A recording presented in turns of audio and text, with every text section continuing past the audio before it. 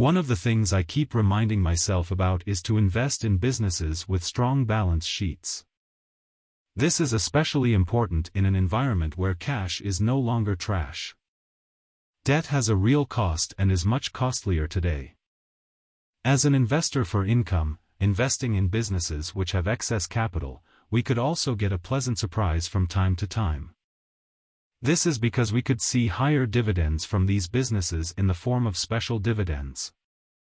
I made this point in my recent videos and blogs on ComfortDelGro, for example. Now, could we expect the same from DBS, OCBC and UOB? I hinted at the possibility in recent videos and blogs. Today, I will share some pertinent numbers from an analysis by Philips Securities to explore this possibility. We know that rapidly rising interest rates within the last year provided a strong tailwind to Singapore's banks. Net interest margins rose significantly, and with that, net interest income jumped. On the back of such strong performance, all three Singapore banks increased their dividend payouts to their shareholders. So, from that, we can establish the fact that the banks are able and willing to reward shareholders.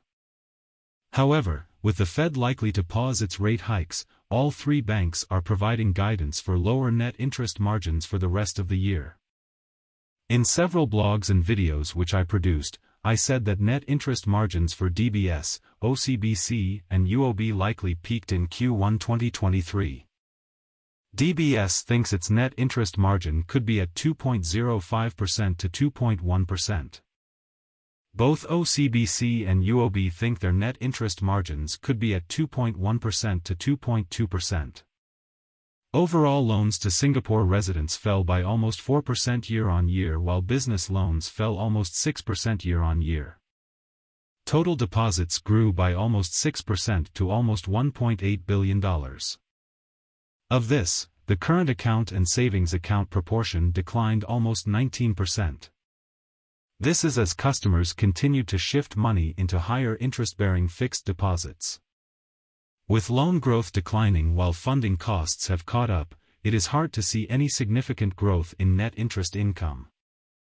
With the numbers provided, it should be very clear that net interest income could come under pressure. Still, if we should stay in a holding pattern, the current level of dividend payouts by the banks should remain undemanding. This is because the banks will still benefit from the expanded net interest margin on a full-year basis. A bright spot could be in fee income for the rest of the year. DBS saw 29% quarter-on-quarter growth in fee income. OCBC saw 14% quarter-on-quarter growth, its first in 6 quarters. UOB also saw 14% quarter-on-quarter growth, its first in 4 quarters. If fee income continues to grow, it could make up for some of the loss of growth in net interest income. However, unless this segment should see some stunning growth, it is unlikely to result in much higher earnings to justify an increase in dividends. Still, even if the banks should maintain their current dividend payouts, they would still make for very attractive investments for income. With dividend yields of 5% to 6% at a payout ratio of around 50%, Singapore banks provide investors with peace of mind. Then, what about the possibility of a higher dividend I suggested before? Where is that coming from? Well, all three banks have excess capital ratios or the Common Equity Tier 1 capital ratio. As they only pay out half of their earnings to shareholders, their retained earnings would grow. They could choose to pay our special dividends if they are not able to put the funds to work.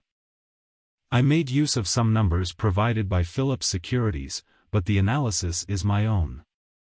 So, take this analysis with a pinch of salt, since AK is no expert. If AK can talk to himself, so can you.